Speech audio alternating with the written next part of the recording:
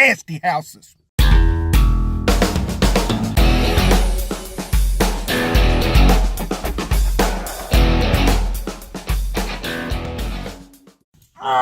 You want to know what bugs me?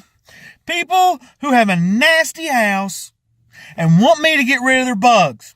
I can get rid of their bugs, but it's gonna take a long time because you got 4 years of pizza boxes in the corner over there and wonder why you got roaches, why you got ants when there's last week's dinner is sitting on the counter, and last month's and last year's. Elbow grease is free, people. Listen to this. Hey guys, people leave trash out in the road, like your couch or bed, if you don't need it anymore. And there's big bugs in it.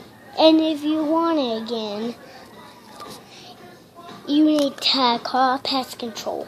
Now stop leaving stuff out and changing your mind. Thank you for watching this video. Bye. Sounds like somebody has been paying attention. Why haven't you? Clean it up and the bugs will go away. Pretty simple. You know what bugs me?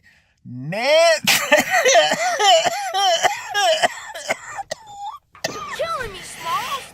Nasty houses. No me moleste mosquito.